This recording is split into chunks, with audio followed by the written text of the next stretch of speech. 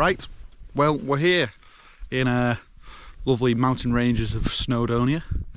The weather is very kind to us at the moment. Hopefully it stays that way. And we're looking to do our very ever first wild camp. Well, kind of. We're hoping that we can do a little bit of cheating and get in to a bothy, which for those that don't know is like a little primitive hut. But this bothy has been carefully selected by us, and it's got a little bit of a an infamous reputation. So we're really hoping that we get there and it's nice and empty and spooky. If not, we've brought our tent. Well, some of us have brought our tent, and those who don't are gonna have to get cozy with those who do. But yeah, we're hoping for a nice empty bothy that we can tuck away in and shelter ourselves from the elements for the night. But I'll tell you a little bit more about this this bothy and this walk later on. Words are go.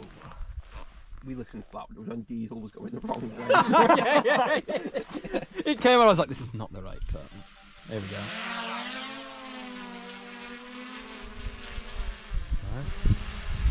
So if I start recording that, you walk into shot.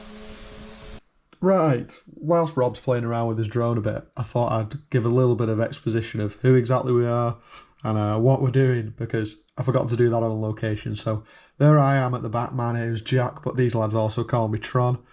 There's Diesel next to me there with a blue bag, Rob flying the drone next to him on the left, and then you've got Joe in the red bag and Craig right at the front. So we're all a group of pals. We've been friends since we were about 10, and we are avid camping enthusiasts. But this is actually our first wild camp, you see. So we thought we'd document it and record it just to show the sort of the trials and tribulations and how we grow through the process. So hope you enjoy. So the bothy we're aiming for tonight is on a lovely lake. Well, it looks lovely, but actually it has a bit of a dark history. And I'll give you this bit of tidbit of folklore attached to it. You see, in the surrounding villages, it seems to be common knowledge of this story about how if you were a lonely traveller wandering up to the lake, you could come across it and find a stone causeway. Now if you follow the stone causeway that led further and deeper into the lake, at the bottom you'd find this giant stone slab that looked very much like an altar. It was called the Red Altar. Now when your lonely traveller would drop some water, only a tad bit, only a little drop, onto this lake, onto this surface, it would seem to command the elements, and it would rain at least within 24 hours is the claimed attribute. Now this causeway is no longer visible because the lake was actually dammed in 1881 to serve the local town of Llyn Dulyn, which for me makes it even more ominous, because as you stir onto that nice calm water, you don't really know what is underneath it. And this seems to be a common thread to all the other stories that I might tell you later on, is this water hides many mysteries underneath it.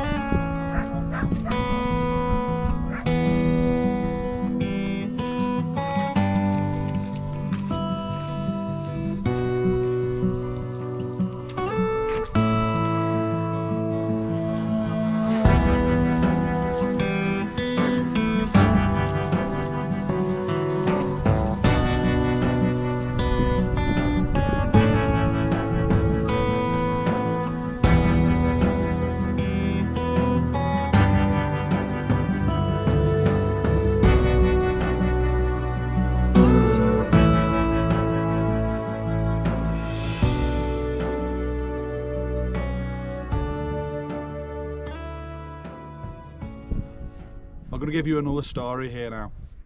Now on November the 11th 1944, in the height of World War II, a US transport aircraft took off from Paris and it was heading towards an air base in Cheshire. But due to bad weather, they communicated that they wanted to reroute, so they changed the course towards another RAF base in Anglesey. That was the last communication from that aircraft. The plane wreckage was later found on November the 22nd in Llyn Dulyn, our destination. Now, the reason why I'm telling you this story here is that you can see as the mist rolls over these sharp, steep hills, it was quite obvious that due to bad weather, they've lost the bearings, really poor visibility, and they've smashed into the side of this ridgeline, this mountain face, and fallen, obviously, to their unfortunate demise into this lake.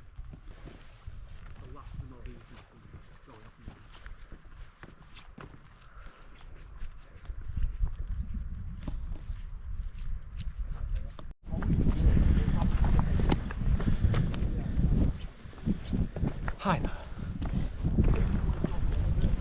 Come with me as we discover the lost history of North Wales. So this little guy here, he's one of the local bits of wildlife that you get around here. So he's just a little caterpillar. Hopefully one day will be a big, beautiful butterfly. It looks like a very, very hungry cat. I forget they turn into butterflies.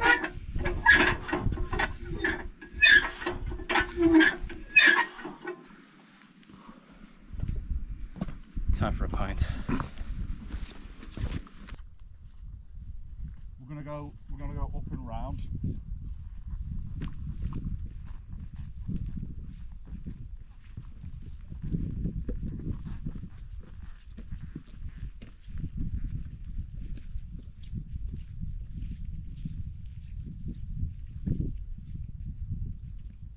So we're pitching our tents now. We've got a lovely view. It's on like a little raised platform, and we are right next to Llyn Dulyn. Now, we said we were going to aim for the bothy, and I'll kind of illustrate to you here. We came in here, and our path followed all the way around here, and where we saw that quarry mill. And as we came to about here, we saw that there were people behind us, and instead of following the path, they cut down across and played a dastardly move on us. So we're a little bit disheartened by that and a little bit pooped out. However, we've got to persevere and we've got to attack it with good spirits. They beat us to it, so that's all right. And we are technically closer to the spooky lake, so we're pitching our tents in this lovely spot now, and we're going to get a bit of food going, and yeah, hopefully nothing else unfortunate happens, unless that's what the lake wants. Oh, right, chaps. It's me, Tron, again. Just in case you're not already sick of hearing my voice, thought I'd add a little bit of a commentary to this time lapse, so here we go. So, we as a group decided to do our tents all in a nice little line with all the doors facing towards the camera to make it look nice, prim and proper. So here you can see Diesel goes completely AWOL already, ignoring the decision we just made, which basically ruins the whole point of the time lapse. Cheers, Diesel. Thanks for that. Anyway, so you can see here, there I am, sort of lagging behind everyone else a little bit anyway, but I'm la la la la la, nearly there. Doors facing the camera, everything's great. And it's around this point where Craig finishes up and he starts looking at me doing it and goes, this isn't going to work. I stand up and he turns to me and says, Tron, your tent's in the way of my tent. And I said, no, it's fine. No, just ignore that tent peg that's right underneath where your head's going to be resting. And he says, Tron, move your tent, please. And of course, Craig was right, so I availed to his request. So here I am, cranking a 90 with my with my tent and putting it back up, whilst everyone else has had theirs done for way earlier than I have, and I'm putting it up super late. So now I look daft in the time lapse because everyone else has just stood around waiting for me to finish. So my reputation's in absolute tatters compared to everyone else, when really I wanted to just slander Diesel and make sure that everyone knows that it was him that broke the rules and I was just following the rules too meticulously and ended up pitching me tent halfway through where Craig was meant to be sleeping. Thanks everyone for understanding. On with the video. Oh, look, a lovely drone shot. But I haven't got any music for this, so You'll have to put up with me. Okay, here we go.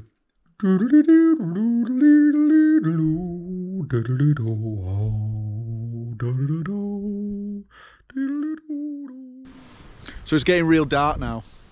Struggling to see sort of far off into the distance and all the details.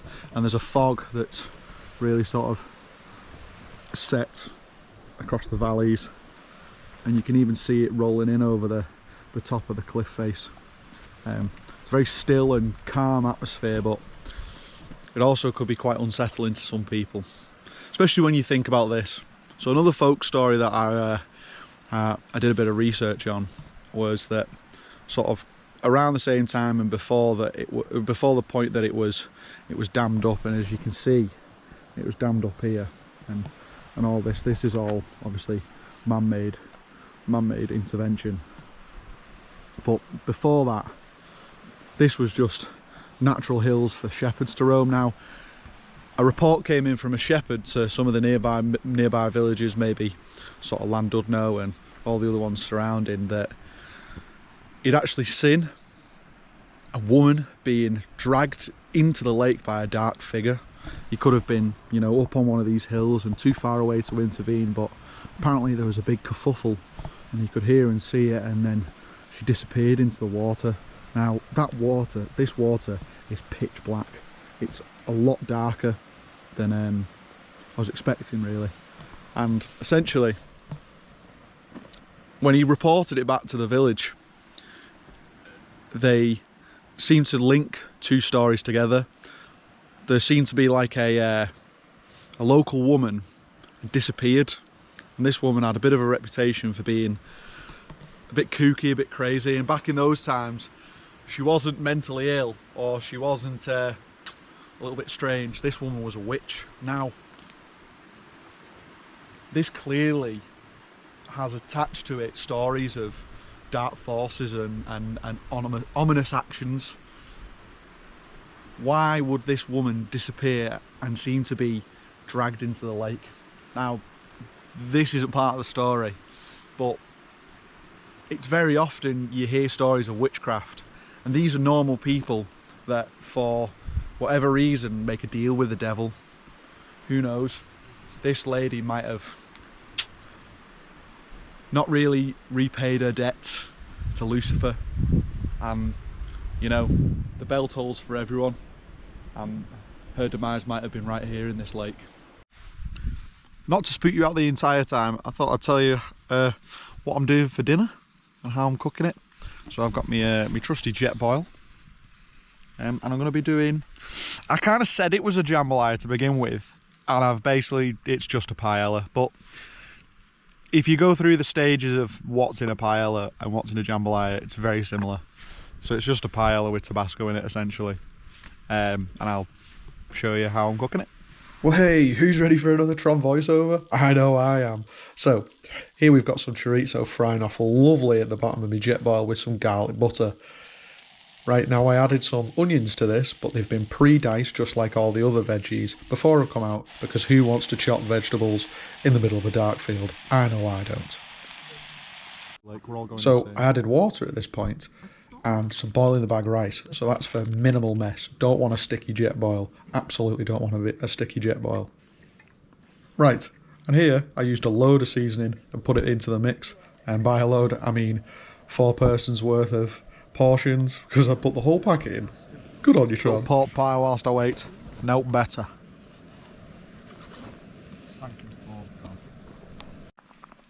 But luckily, the seasoning didn't absolutely obliterate my taste buds, and it looked and tasted absolutely cracking. What do you reckon, Tron? This jambalaya is top draw, so kind of makes up for the disappointment that we had earlier on not getting the bothy. That's what I thought. We've got a nice cute little setup. We're all having warming food and drink now. I've had some pork pie with this jambalaya, and there's a lot of it, so I'm more than willing to share. I'm going to pass the jambalaya to the left hand side. Shagaboom. Sorry. So yeah, we're going to have a nice night, I think. So tonight I've got tuna, pasta, sauce, all the main food groups into a big pile of stodge to see me through the night. Right. Sorry, everyone. I've got to interject here. Joe, what the blinking hell is that? We're meant to be showing everyone our food and making everything look all nice and toasty and appealing. And that is just straight up unsettling. I think that it's borderline horrific. You need to do better, pal. I'm telling you now. What have you got, Diesel? Chicken in white sauce. We cooking white sauce. Doing it on the fire, or attempting to. I haven't put much thought into how I'm going to get it off. And Rob's gone for the trusty Wayfarer's chicken curry, being the lazy man that I am. I might be the lazy man, but This evening, I've got chicken soup on the go.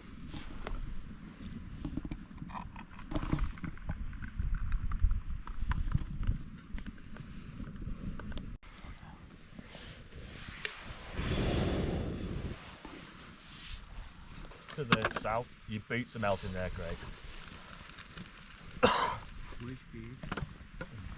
I'm going to bin him soon anyway. So whilst we sat around the fire, I thought I'd share one little bit more. So whilst we sat around the fire, I thought I'd share one more story with you that I did during my research for Llyn Dulyn. And that's that the folk tale generated by the local towns and the townsfolk and the people that walk these hills over generation and generation said that if you go down to the lake on one of the spirit days in the year, apparently there's 4, one of them being Halloween, which would be sort of All Hallows Eve, All Saints Day, you know what I'm saying? If you went down there and looked into the reflection of Llyn Dulyn, the Black Lake, it would actually reflect not only your face but the faces of all the people in the village who were set to die that year as some sort of short-term prophecy.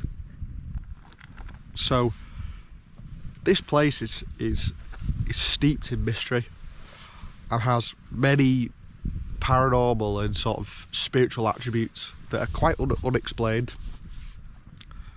And you can definitely feel it in the air. It's still, it's calm, but there's a power attached to this area.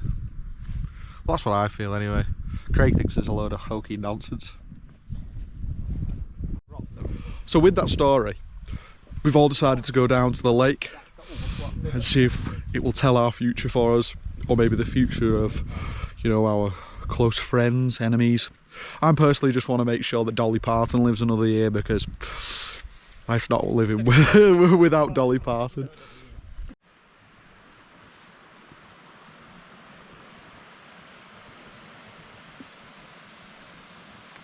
What do you reckon, Rob? Spooky. Would you like to take a look and see your reflection in the water? I'll go and have a look. Oh, bit of a curious soul. Oh, it's rash.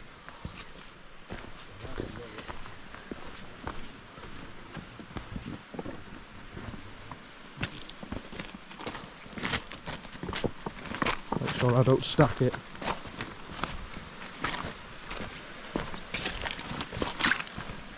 Rob, what do you see? I'll be honest, I don't see anything. Oh. So maybe that means no one's going to die. no one in the world. No one in the world. Right, let's all turn our torches Christ. I think that's the problem with it being a black lake, innit? Can't see anything.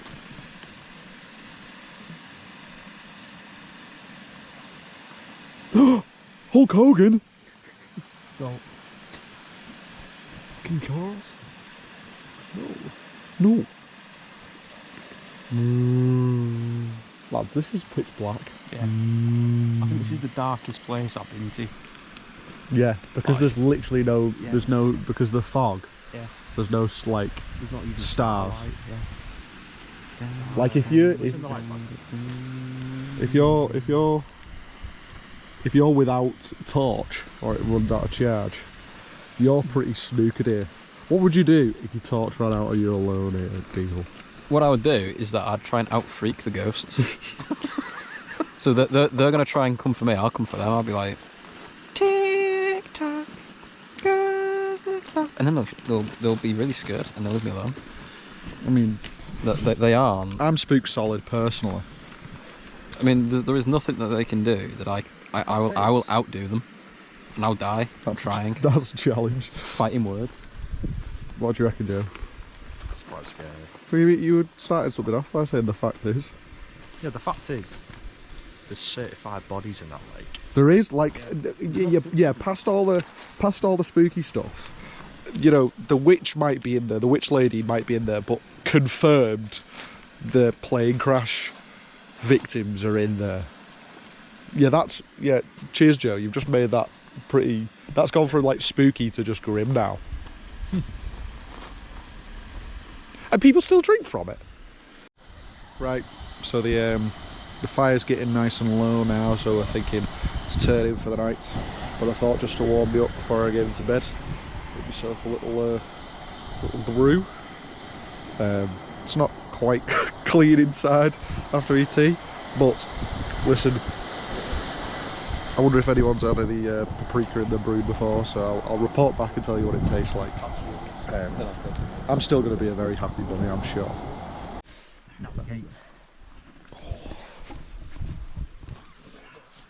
Oh, this is like we're having a little camp out in our back garden. Diesel's tripping himself up by his own guy lines. His immortal enemy. I've specifically been asked to record this and document it by these two, because they're getting quite excited when the fact that they're sharing a tent, enjoying each other's company. Right, boys, are you snug? Yes. See, Rob's tent is only meant for Rob. You put a normal sized person in here and it's pushing a little bit. Oh God, look. That's the mark that my head touch has made on my head. Trust me, I am alright.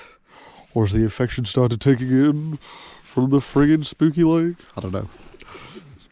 Thanks. But yeah, we are all tucked into bed now, nice and cosy. So I have a feeling we're going to rise early in the morning as the sun rises.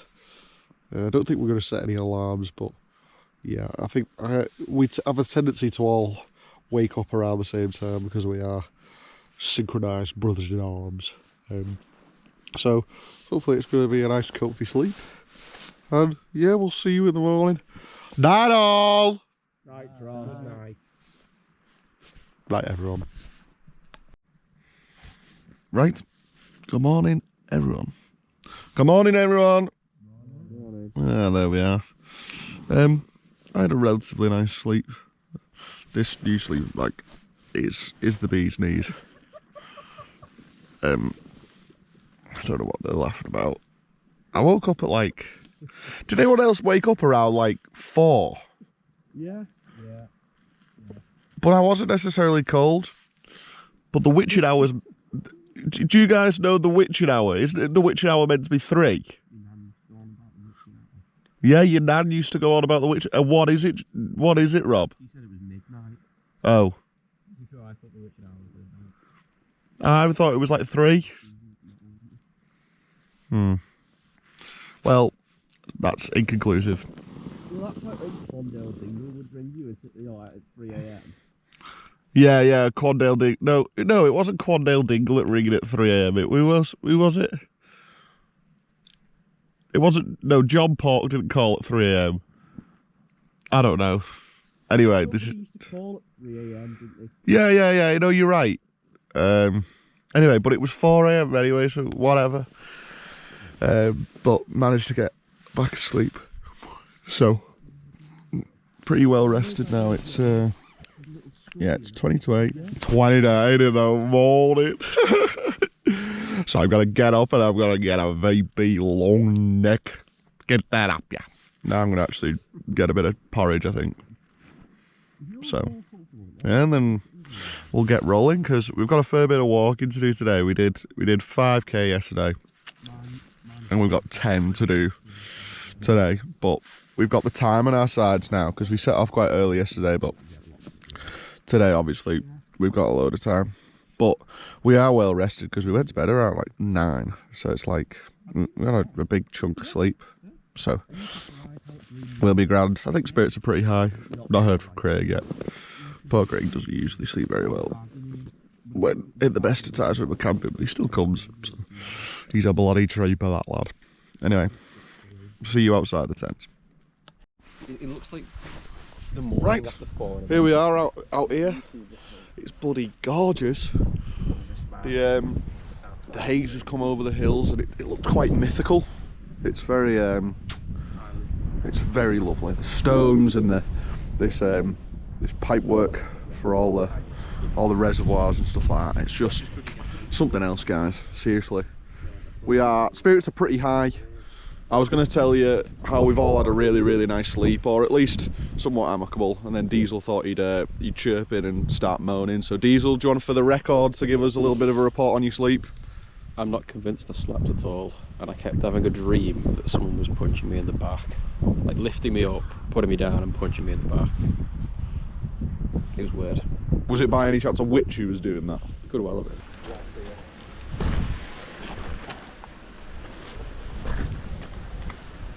Look at that. Oh, it looks a bit murky. No, it doesn't. It looks bloody class.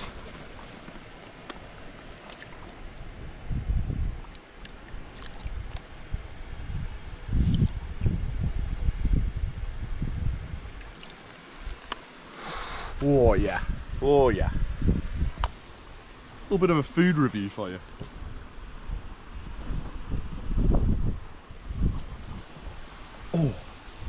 Oh, yeah, it's definitely fresh, but there is a slight aftertaste of haunted.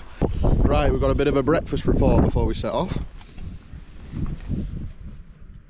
Porridge with raisins in it. Very nice, but I've burnt it to the bottom. I have a tendency to do that. Not happy with myself. If anyone's got any tips and tricks to show me how not to, put them in the comments below. Joe, trying to take the GoPro and tell us what you had for breakfast and pass it round. So I also had porridge for breakfast with blueberries, and I'm enjoying a nice coffee to power us through the day. Diesel also gone for porridge. He's gone for the original variety, whereas Rob is going to take us back to World War II. Full Monty breakfast, containing some questionable meats. And Craig, what did you have?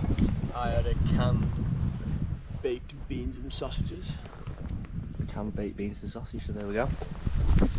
So we have a full range of breakfast here on the side of this lovely mountain. Hopefully going to power us through over the top there. That's where we're heading, that's our course. Mist is starting to die down now, but it's still a bit of it about. Nice and fresh on the mountain, a few droplets of water. We'll get the camp down sorted and we'll be off. He's right.